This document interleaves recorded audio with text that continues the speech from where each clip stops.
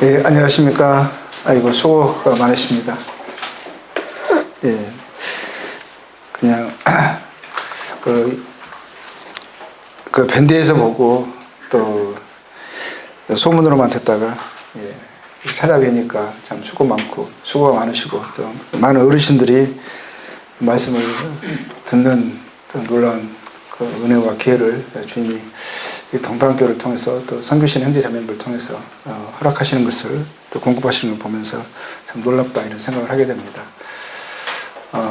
참 어디 가서 영혼들 만나기 참 쉽지 않은 세대인데 그래도 참 특히 또 어르신들이 참 쉽지 않으시잖아요.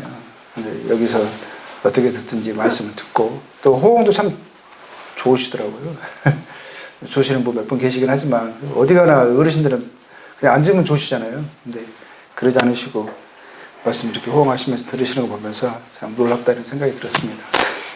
결국 이제 전파되는 것은 이제 말씀이고 말씀이 또 뿌려지면 또 주님이 역사하시는 거니까 저희들에게 주신 그런 사명을 따라서 저희들이 또 그 기회를 활용해서 계속 저희 일들을 감당해야 되지 않나 이런 생각이 들고요. 또 많은 또 형제자매들 뵈면서 또 격려와 도전을 받습니다.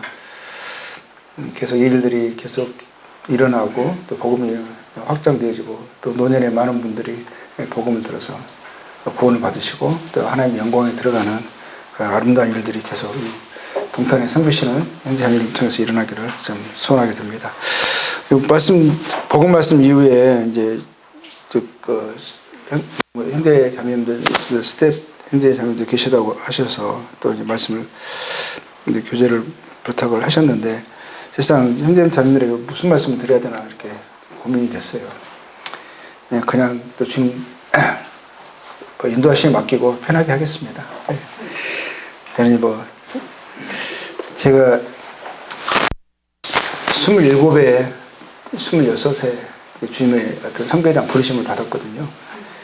그리고 이제 27에 그때 제가 구원받은 지 한 2, 3년 정도밖에 되지 않았었어요.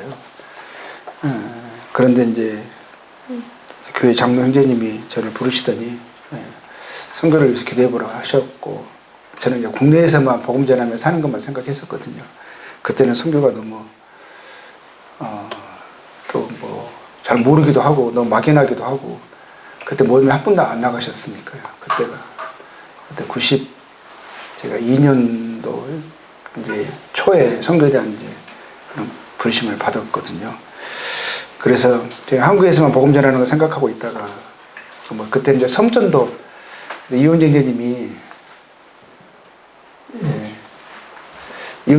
이제 섬전도 여행을 이렇게 그때 이제 청년들 데리고 다니셨어요.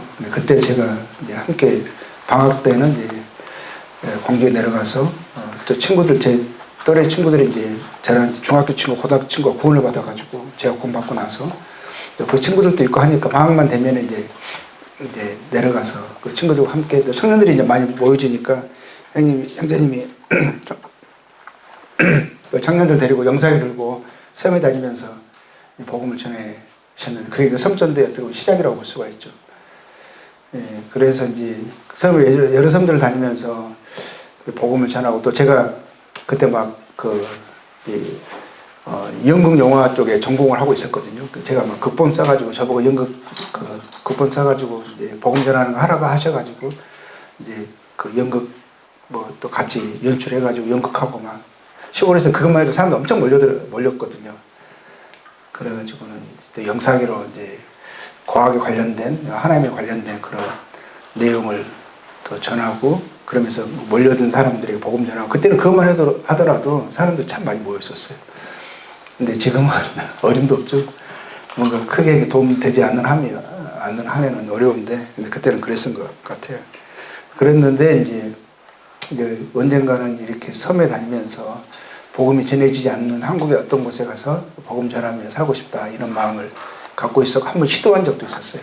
학교를 제가 연극영화과 나와가지고 뭘 하나 싶어가지고 이제 복음에 압도가 됐죠. 그러면 복음에 살고 싶었거든요. 다른 것을 보이더라고요. 그렇게 하고 싶어서 중간 학교를 그만두려고 한 적도 있었어요. 제가 영화 연출 전공했거든요. 영화 감독 돼서 뭐 하나. 근데 그때 제가 다니는 학교가 또 그쪽 분야에 아주 잘 나가고 막 그때 전망이 좋았었거든요. 제가 중대 출신이거든요. 그래가지고는 그래도 그게 아무 구원받고 나서 군대에서 구원받았거든요.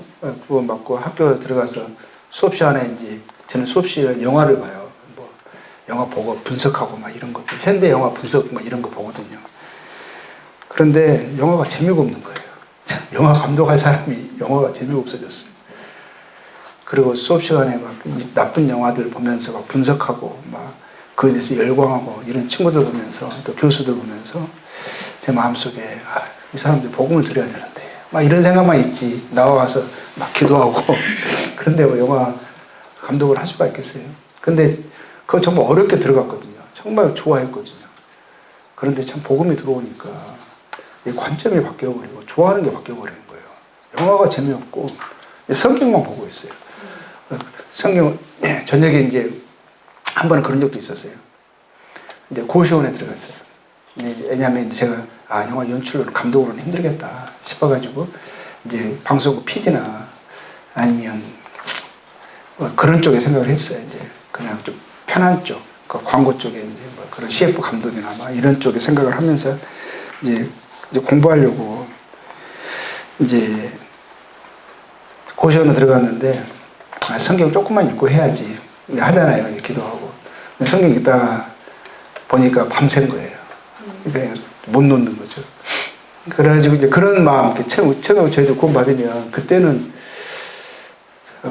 저도 어렵게 구원을 받아서 그런 것도 있고, 왜냐하면 너무 고민하다 받았거든요. 정말 저는 믿고 싶지 않았거든요.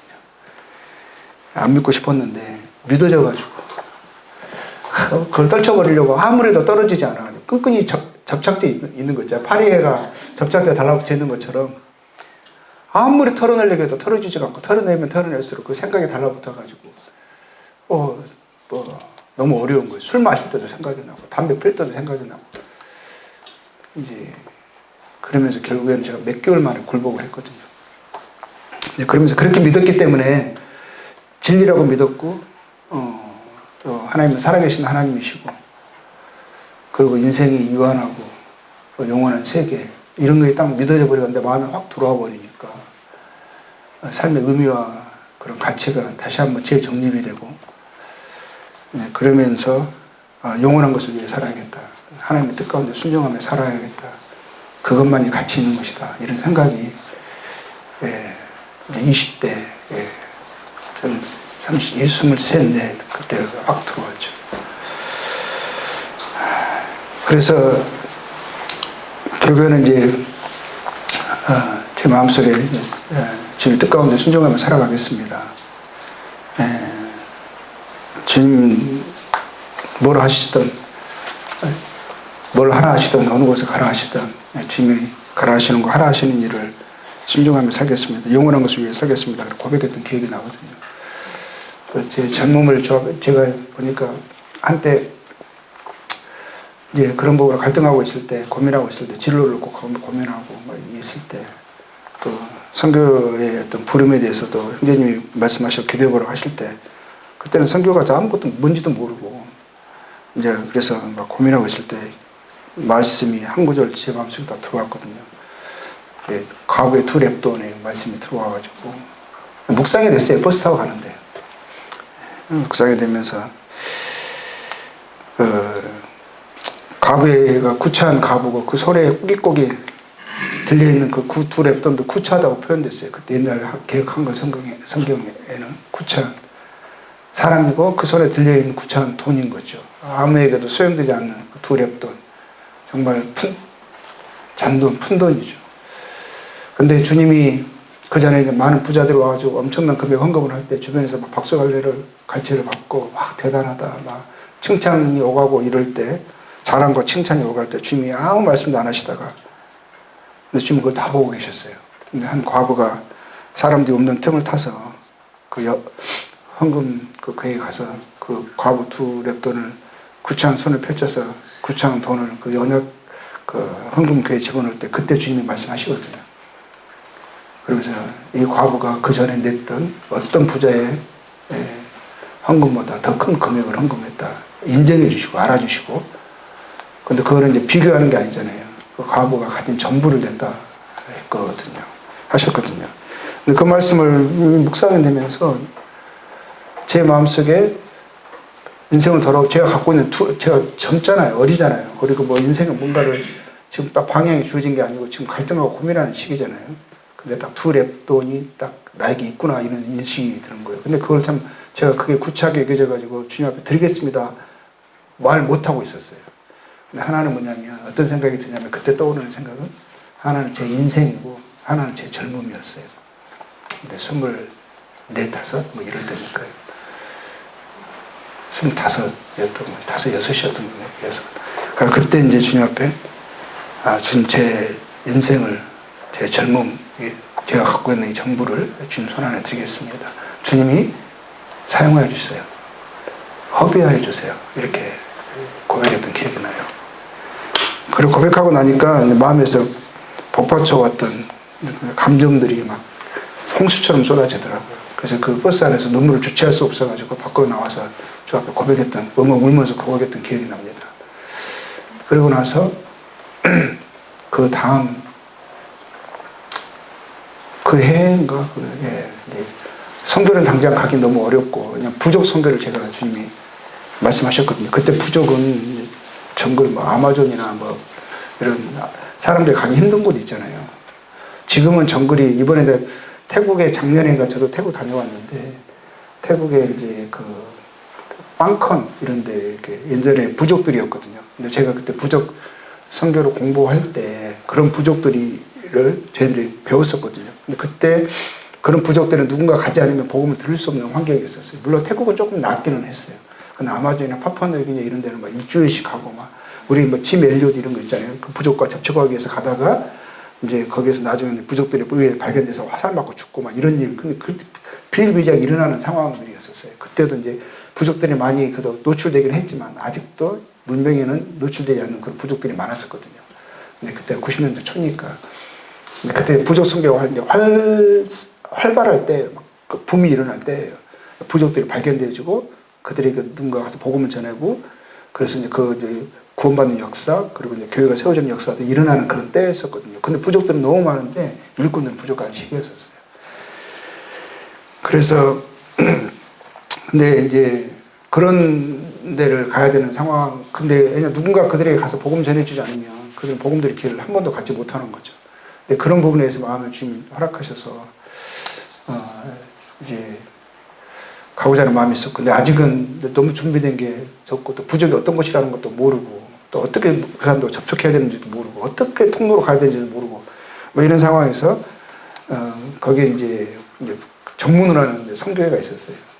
그래서 그게 이제 NTM 부족 선교회였었죠. 그래서 위탁교육을 받는 마음으로 교회 장로님이 추천해 주시고,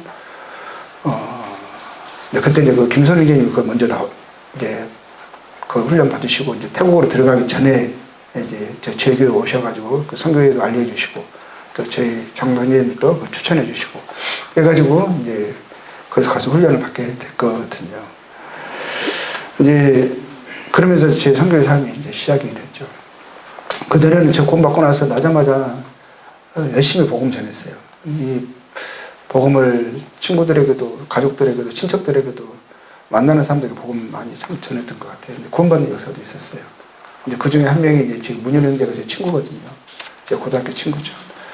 근데 그 친구도 이제 구원받고 또 다른 친구도 구원받고 이렇게 해서 주님이 왜냐면 제가 워낙 관심이 없는 사람이었고 너무 세상적인 사람이었거든요. 놀기 좋아하고 정말 술, 담배, 꼴초에다가 매일 술 잠잘 때는 술 마시고 자는 사람이었어요. 젊었는데 거의 중독처럼 담배를 하루에 2-3컵씩 폈어요. 그리고 머리도 길고 다니고 완전히 세상적인 완전히 세상 사람이거든요. 입에서 그냥 말만 하면 막 욕이 나가고. 그러니까 저런 애가 하나님을 믿는다고 막 이런 거 있잖아요. 하나님 믿는다고 항상 농담식으로 하고 장난식으로 하고 약간 막 모욕하듯이 이야기하고 막 그런 사람이었는데 제가 믿은 것이 친구들에게는 이제 기적이 됐죠. 놀라움이 됐죠. 저런 애가.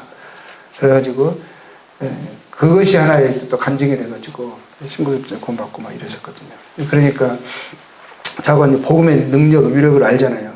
로마서 1장 16절에 보면 복음을 모든 믿는 자에게 구원을 주시는 하나님의 능력이 됩니다. 이 능력이라는 말이 두나미스, 원어로는 두나미스거든요. 두나미스라는 이 말에서 다이나마이트가 나온 거예요. 다이나마이트. 같은 언어거든요. 그러니까 이게 실제 역사의 결과를 만들어내는 능력이거든요. 폭발력 있잖아요. 그리고 이제 골로새서 1장 6절 말씀 보면 이 복음이 이미 너희에게 이름에 너희가 듣고 참으로 하나님의 은혜를 깨달은 날부터 너희 중에서와 같이 또한 온 천하에서 열매를 맺어 자라는도다. 이 복음이 이미 너희에게 이름에 그러잖아요. 복음이 이르렀다고 하고 그것은 복음을 들은 거잖아요. 그런데 그 내용이 하나님과 그 은혜에 대한 말씀이죠. 기쁜 소식, 굿 뉴스잖아요. 근데 그것을 듣고 받아들이자 이 마음 속에 삶에 들어오자 그것이 그냥 다이나마이트처럼 정말 능력이 된 거예요. 복음이 이르렀다고. 거센 그 쓰나미처럼, 그 다이나마이트처럼. 저에게는 참 그랬어요. 제 삶을 그냥 폭파시켰어요. 저에게는 혁명과 같았어요. 혁명. 그것은 뭐냐면 복음을 들었을 때는 전처럼, 예전처럼 계속 살아갈 수가 없는 거예요. 듣기 전과 듣기 후가 완전히 달라진 삶이 되게 하는 능력이라는 것을 보았습니다. 복음은 생명체였어요. 그냥 말이 아니었었어요. 살아 역사하는 능력이었죠. 제사라전서 1장 5절에서 6절 말씀 보면 또 그 말씀이 나오잖아요. 이는 복음이 너희에게 말로만 이른 것이 아니라 또한 능력과 성령과 큰 확신으로 된 것입니다. 정말 말로만 이른 게 아니었거든요. 많은 분들이 같은 경험을 하시고 지금까지 살아오셨고 또 지금 여기 계시고 또 이런 성경을 하고 계시는 거잖아요. 복음이 말로만 이른 게 아니었죠.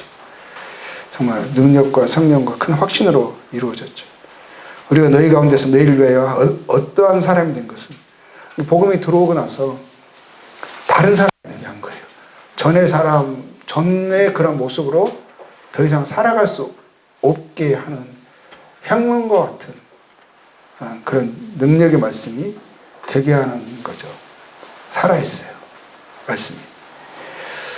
너희는 많은 환난 가운데서 성령의 기쁨으로 말씀을 받아 우리와 주를 본받은 자가 되었으니.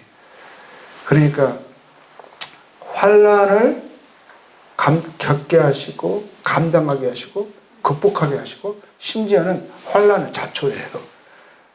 불 속에 뛰어들어요. 그렇게 굳이 하지 않아도 되는 그 어려움들을 그 좁은 길을 좁고 협착한 길을 광야를 찾아 나섰습니다. 근데 그것도 기쁨으로. 왜냐하면 말씀이 제 안에 그냥 말이 아니었거든요. 그렇잖아요. 우리들은 그냥 말이 아니잖아요. 하나님이 그 말씀으로 세상을 창조하셨잖아요. 말씀하심에 다 그대로 되어졌잖아요. 말씀은 변화시켰죠. 존재하게 했죠. 그래서 저희들이 그러한 말씀으로 또 이제는 이제 목적이 생겼죠. 복음을 전해준 사람들, 사도들, 그들이 어떠한 삶을 살았는가가 복음 듣기 전과 후가 확연하게 이렇게 다르잖아요. 그리고 그들은 주를 본받은 자가 되었죠. 근데 우리의 주님은 어떤 주님이냐면 십자가에 못 박혀 죽은 주님이에요. 세상의 결말은 십자가예요. 십자가에 못 박혀 죽은 주님. 그리고 그분이 부활하셔가지고 세상에 그 나라를 그때 펼치신 게 아니거든요. 그때 영광을 드러내시면서 죽인 사람들을 다 처형하고, 그리고 그분을 따랐던 사람들을 와 함께 당장의 하나님의 나라를, 영광의 나라를 건설한 게 아니시잖아요. 세상은 주님은 실패자로 봐요. 끝까지 그렇게 십자가에서 그냥 벌레처럼 아무 힘없는 그런 존재로 그렇게 죽으셨잖아요. 부활의 영광은 제자들만 봤어요. 제자들만 보고 너희들도 하신 말씀이 너희들도 나와 같은 길을 걸어라 이거거든요. 자기 십자가를 지고 자기를 부인하고 자기 십자가를 지고 나를 따르라 하셨거든요. 우리의 그분이 가셨던 길을 우리는 가야 되는 거예요. 부활의 영광은 이제 믿는 사람만, 십자가를 아는 사람만 장차 이루어질 부활의 영광을 바라보면서 죽음 이후잖아요. 죽음 이후. 이후를 바라보면서 우리가 살아가는 요청을 받은 거거든요. 그러니까 네가 이 길을 갈 수 있겠느냐, 가겠느냐, 가라 하시는 거거든요. 그래서 우리는 십자가에 못 박아 죽은 그리스도를 전하는 사람들입니다. 그래서 우리는 그 길로 부르심을 입었고 그 길을 가야 합니다. 그래서 많은 혼란 가운데서 이 많은이 그냥 수식어가 아니죠. 말 그대로 많은이에요. 많은. 저도 주님을 섬기겠다고 주와 복음을 위해서 제 삶의 모든 것을 드리겠다고 나온 이후부터 고난의 연속이었습니다. 고난을 자초했습니다. 그리고 어떨 때는 그냥 까닭없이 애매하게도 고난을 받았습니다. 죽이겠다 한 사람도 있었습니다. 선을 베풀어도 그게 악으로 돌아오는 것을 봤습니다. 그게 많은 혼란입니다. 근데 우리가 그것을 감당하고 걸어가는 것은 우리에게는 주님이 살아계신 주님이 계시고 주님이 그 길을 걸어가셨고 오늘 부활이 있음을 알기 때문에 오늘 저에게 주어진 길을 저희들이 끝까지 걸어간다고 생각이 듭니다. 그래서 우리와 주를 본받은 자가 되었으니 주를 본받은 자. 예. 복음이 말로 전달되지만 그 말은 단순한 말이 아니죠. 살아있죠. 변화시키죠. 어떤 다른 사람이 전혀 다른 사람이 되게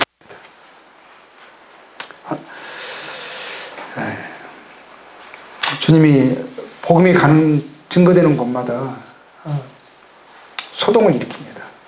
변화를 일으킵니다. 마태복음 16장 15절 16절 주님이 말씀하셨죠. 이르시되 너희는 온 천하에다 이르시되 그 이르시되 세상을 창조하셨을 때 이르시되 그러셨거든요. 빛이 있으라 하시네. 그걸 다 이르시되 하시고 나서 항상 그대로 되니라 그대로 되니라 그러셨거든요. 하나님 말씀이시잖아요. 말씀으로 하나님 나타나셨잖아요. 근데 동일한 말씀을 저에게 하십니다. 이르시되 너희는 온 천하에 다니며 만민에게 복음을 전파하라. 믿고 세례받는 사람은 구원을 얻을 것이요 믿지 않는 사람은 정죄를 받으리라. 믿는 사람들은 구원을 얻을 것이래요. 주님의 분명한 약속이 있고 제재 전하는 말에 능력이 있습니다. 다이나마이트죠. 그들에게 영원한 생명을 줍니다. 하나님의 고난을 저에게 주셨습니다. 말함이 생명이 됐거든요. 그 말은 씨였거든요. 생명의 씨, 영생의 씨. 근데 그 고난을 저에게 주셨어요. 너희가 전하면 똑같은 역사가 실제로 일어난다라는 거거든요. 그 말씀이 너희를 통해 증거될 말씀을 받으면 하나님의 역사가 일어난다. 구원을 받는다. 영원한 생명을 얻는다. 영광에 들어간다. 하나님의 상속자가 되어진다. 너무너무나 놀라운 말씀이죠. 그래서 복음이 증거되니까 사회가, 나라가 격동되고 변화되고 소용돌이를 칩니다. 뒤집어 놓습니다. 사도행전 4장 18절에서도 21절 보면 사람들이 위협을 느껴가지고 세상에 권력을 가지고 있는 사람들이 이 보잘것없는 사람들의 위협을 느껴가지고 도무지 예수 이름으로 말하지도 말고 가르치지도 말라고 협박을 하거든요. 공권력을 사용해서 너희들을 제압하겠다. 우리들이 너희 주를 십자가에 못 박았다. 근데 자기들이 못 박은 줄 알죠. 주님이 내가 내준다 하셨거든요. 주님이 내주셔서 그들이 못 박을 수 있었던 거지. 그들의 능력으로 주님 붙잡은 게 아니거든요. 근데 자기들 생각으로는 자기들이 너희 주를 죽였으니 너희들은 아무것도 아니다. 그래서 협박하는 거거든요. 근데 제자들이 주님처럼 이야기합니다. 우리가 보고 들은 것을 말하지 아니할 수 없다. 죽음을 두려워하지 않는 거죠. 자기를 부인하고 자기 십자가를 지고 나를 따를 것이라는 그 말씀이 그들에게 이루어지고 있습니다. 그들이 부활을 받거든요. 부활의 실제를 경험했거든요. 저희들도 너희는 도마에게도 그러셨죠. 너는 보는 거로 믿느냐. 보지 않고 믿는 자는 복되도다 하셨거든요. 그들이 우리가 도마의 눈을 통해 주의 부활을 봤습니다. 제자들의 눈을 통해서 그들의 삶의 흔적이 부활을 봤다는 흔적입니다. 저희들이 부활을 그들의 눈을 통해서 봤고 저희들이 부활에 참여할 것을 주여 그러하이다. 나는 부활이요 생명이니 나는 믿는 자는 죽어도 살겠고 살아서 나를 믿는 자는 영원히 죽지 아니하리라. 이것을 믿느냐 했을 때 주여 저희들이 그렇습니다. 아멘. 주여 그러하이다. 아멘 하죠. 그래서 그들이 그 사람들을 어떻게 채용할지는 몰랐어요. 방법을 찾지 못하고 다시 핵방만 해가지고 놓아보내셨습니다. 근데 그들이 가는 곳마다 죽음 들어가지 않고 결국에는 스데반이 일어나서 스데반을 이제 밖으로 끌어내서 돌로 치려고 할 때 오히려 돌로 치려는 그 사람들 앞에 두려움을 느끼는 것이 아니라 그들을 불쌍히 여기고 얼굴은 더 천사 얼굴처럼 평안해지면서 하늘을 보는데 하늘이 열려서 주님을 보이십니다. 그들의 눈에는 하늘이 보이지 않죠. 스데반 눈에는 주님이 하늘을 여시고 주님이 서신 것을 보게 하셨어요. 우리는 스데반의 눈을 통해서 하늘 보좌에 계신 주님을 봅니다.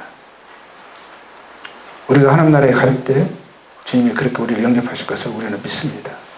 우리는 압니다. 스데반이 돌로 치려는 사람들 향해서 부르짖어 이르죠. 주 예수여 내 영혼을 받으시옵소서 하고 무릎을 꿇고 크게 불러 이르되 주여 이 죄를 그들에게 돌리지 마옵소서. 주님이 하셨던 십자가에서 하셨던 그 말씀을 스데반도 하고 있습니다.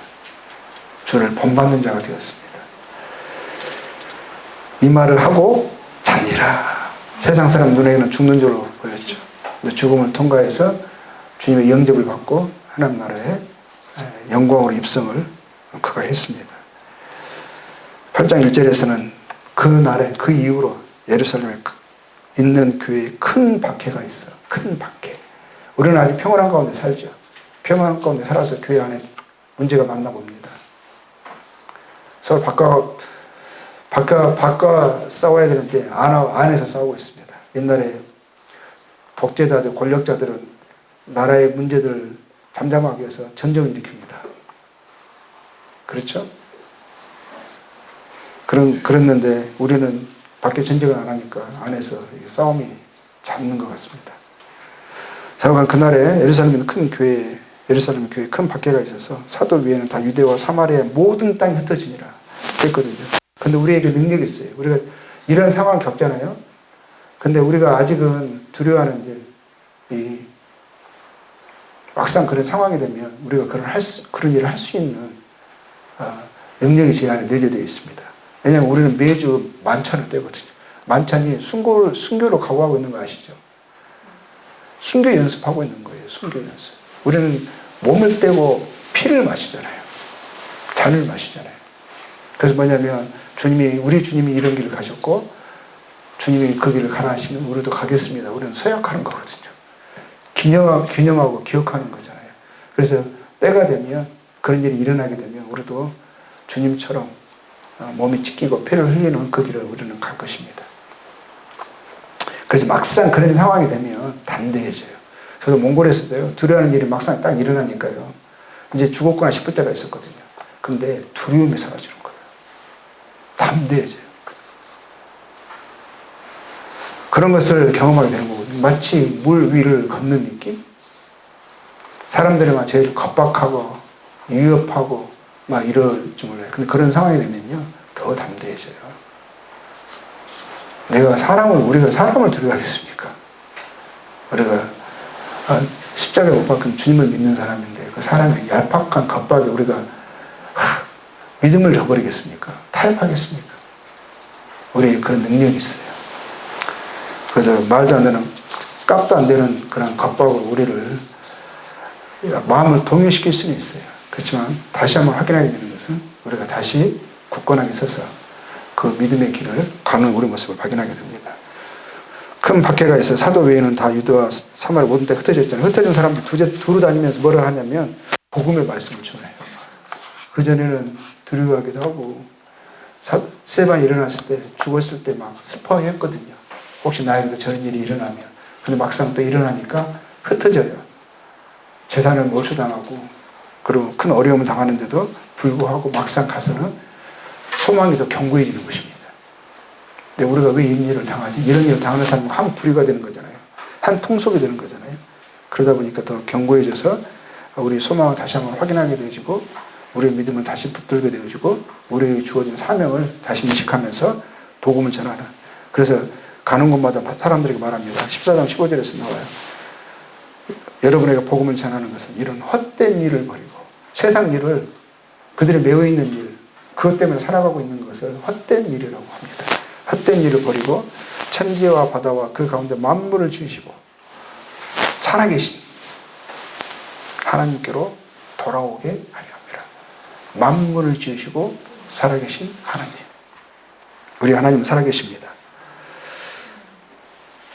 그래서 유대인들이 사람을 선동해서요, 그들이 돌로 바울을 쳐서 정말 죽은 줄 알았어요. 죽었다 생각해서 성 밖에 버렸어요. 그래서 제자들이 그를 애도하면서 슬퍼하면서 온몸이 만신창이 됐을 거 아니에요. 만신창이. 돌로 맞았으니 얼굴이 형체를 알아볼 수 없게끔 맞았지 않았겠어요? 온 피를 흘리고 그 숨도 안 쉬는 그런 죽었다고 생각을 했을 거예요. 근데 주님이 놀랍게 바울이 죽지 않았고 다시 일어납니다.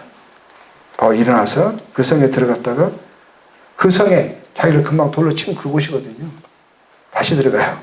진짜 이거 미친 거 아니에요.